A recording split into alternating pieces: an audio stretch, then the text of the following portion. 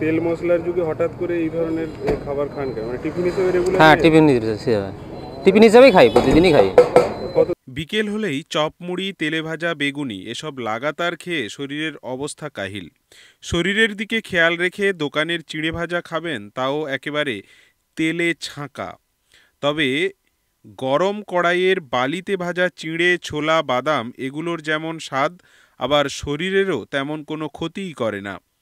আর সেই স্বাদ নিতে এখন রোজ বিকেল থেকেই ভিড় জমছে দাসপুরের এই বালিতে ভাজা, বাদাম ভাজা, ছোলা ভাজা দোকানে। একেবারে হাতে গরম, চোখের সামনে ভেজে দিচ্ছে চিড়ে, বাদাম, ছোলা, চাল সবই, তাও আবার সুলভ মূল্যে, একেবারে গরম কড়াইয়ে, গরম বালিতে।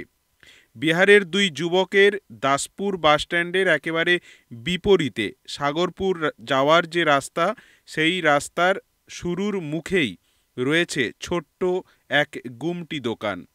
প্রায় 1.5 মাস হবে এই দোকান।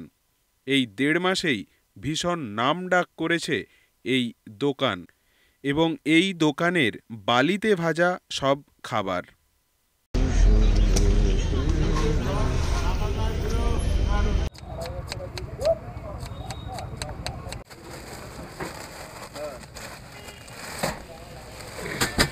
টাকা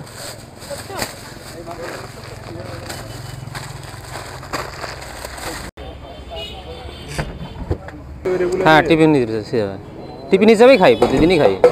কতদিন ধরে এখানে আসছেন? যতদিন দোকান হয়েছে ততদিনই খাচ্ছি। দোকান কতদিন হয়েছে? আর 15 টাকার বাদাম দাও।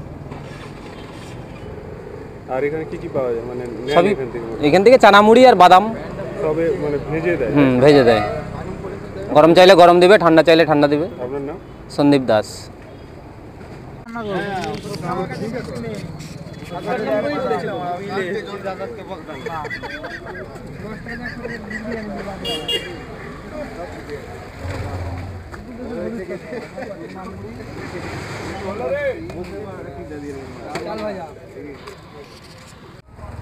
ছোলা বাদাম আলাদা আলাদা করে দিয়ে দেবে, প্যাকেটে দেবে, ঘর নিয়ে যাবে। ছোলা বাদাম আলাদা আলাদা? না,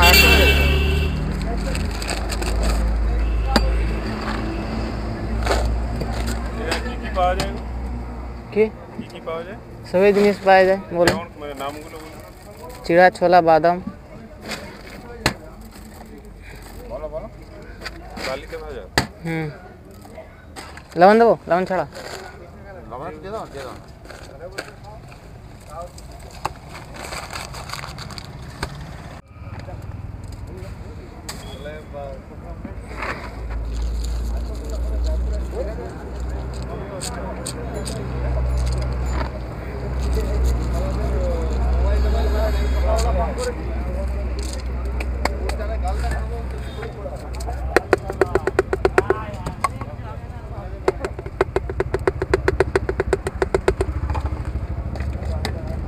দা লঙ্কা দেবো তো?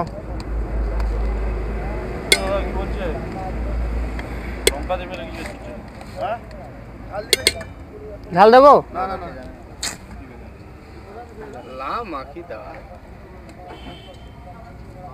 আগে না দেখে আমরা কিভাবে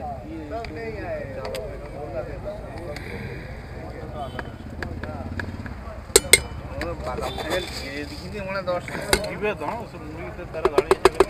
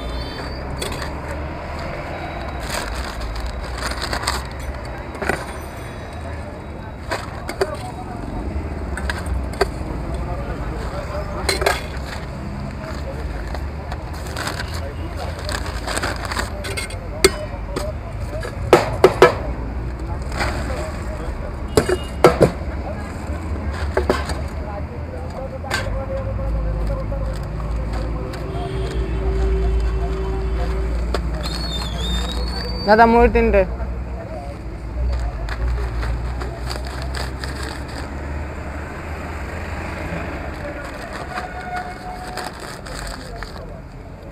হ্যাঁ বলুন।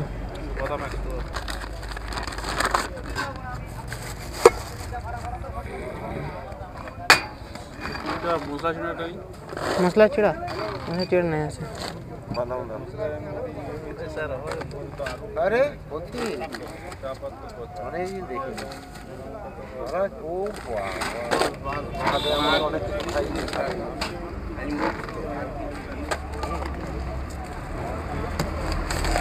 10 টাকা।